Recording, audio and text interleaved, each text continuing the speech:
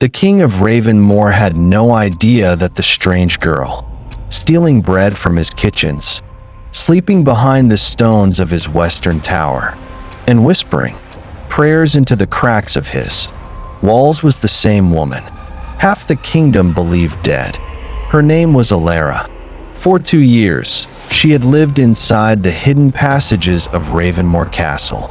She knew every creak of wood, every loose stone, every secret draft of air slipping through ancient cracks. The castle had become her shelter, her prison, and the only thing keeping her alive. Tonight, something was different. The footsteps in the corridor were slower than usual, deliberate, not guards. Alara pressed her eye to the crack in the wall. King Lucian Dareth stood alone in the kitchen, barefoot, dark hair loose, calm as midnight, and his piercing blue eyes glowed in the dim firelight. He was waiting. "I know you're there," he said quietly. Alara froze. "You've been here a long time," he continued. "The servants think we have a selective rat, one that only steals fresh bread and rosemary loaves." A pause. "I agree with the rat." Then softer. "I'm not going to hurt you." Alara's shaking hand found the hidden panel. For the first time in 2 years, she stepped out of the wall. Alara stood frozen in the kitchen of Ravenmoor Castle, her heart pounding so loudly she was sure he could hear it. King Lucian did not call the guards.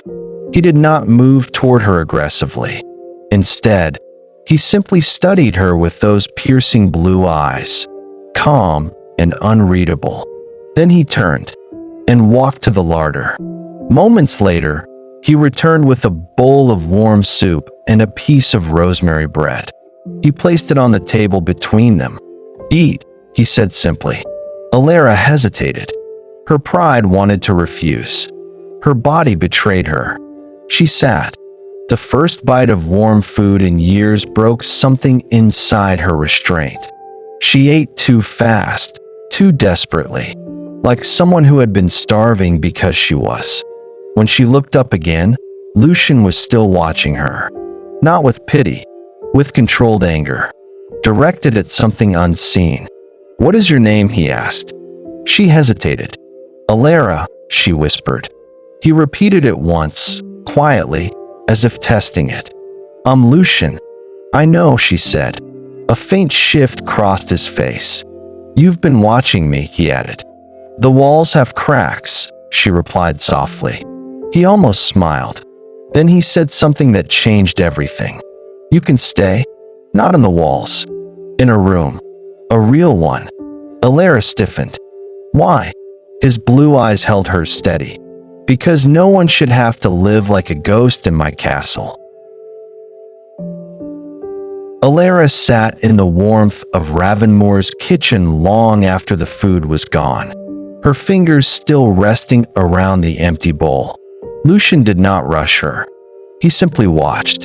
Finally, she spoke. "You don't know who I am." His gaze didn't shift. "I know enough," he said. But she shook her head. "You don't." Silence settled between them. Then, quietly, "My family was burned," she said. "Volmir Estate. 3 years ago." At the name, something tightened in Lucian's expression. Alara continued, voice steady but fractured beneath the surface. "I was supposed to die with them." Her hands curled slightly. "I didn't." Lucian stood slowly. "And who did this?" he asked. Alara looked up at him. "I don't know the full truth. Only that men came for land, and my family refused to give it up." A pause. Lucian's voice lowered. "Then someone paid for their deaths." Alara's breath caught. "How do you know that?" His blue eyes darkened slightly. "Because I've seen too many lies written as tragedies." A long silence passed. Then he said, "I will find the truth." Alara laughed once, small, broken. "Why would you do that for me?" Lucian stepped closer, just enough that she had to look up at him. "Because it is already wrong," he said simply. "And because now I know you exist." For the first time in years, Alara slept in a real bed. The room at the end of the east corridor was simple but warm. A lock on the inside. A window that actually showed the sky instead of stone cracks. She sat on the edge of the bed, unmoving, like her body didn't understand safety yet, because safety felt suspicious. Outside, Ravenmore Castle still breathed like a living beast.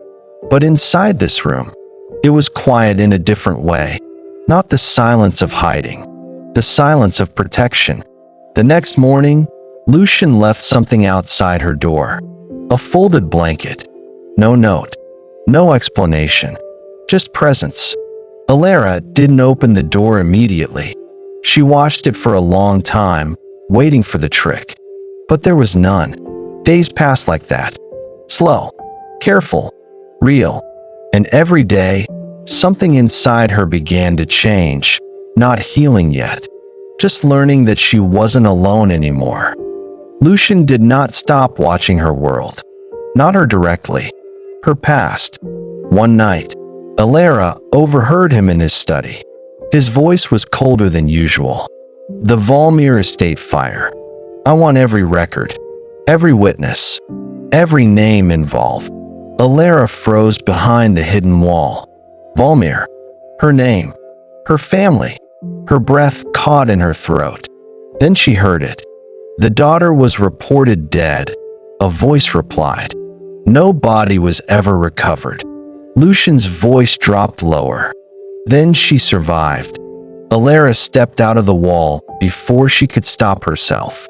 Lucian turned instantly. Not surprised. Like he already expected her. You're investigating Valmir, she said. His eyes locked on hers. Blue. Sharp. Unshaken. Yes, he answered. Silence hit the room. Then he added, and I will find who did it. Alara's voice shook for the first time. Why would you do that?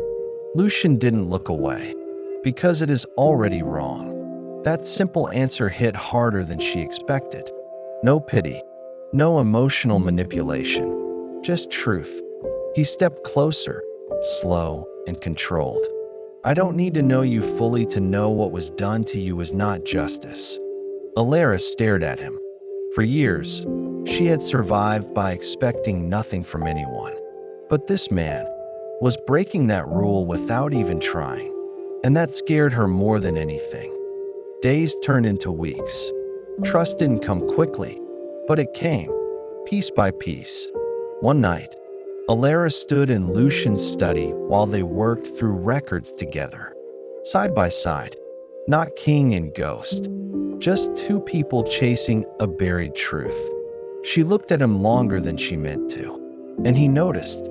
You're staring, he said quietly. You're worth staring at. She replied before she could stop herself. Silence. Then he stood, walked closer. No rush, no force. Just inevitability.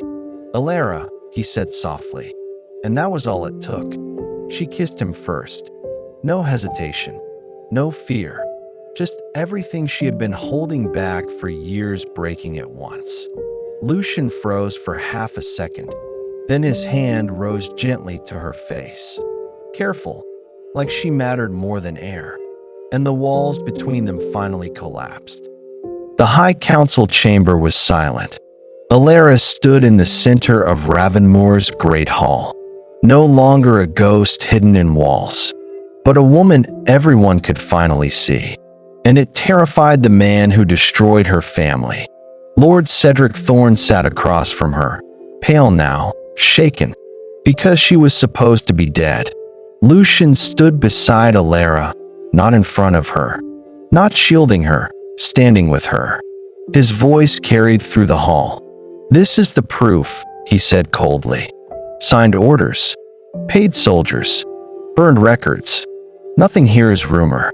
It is fact. Murmurs spread through the council. Cedric stood abruptly. This is fabricated. He snapped. This girl is, she is dead. Alara took one step forward. The hall fell silent immediately.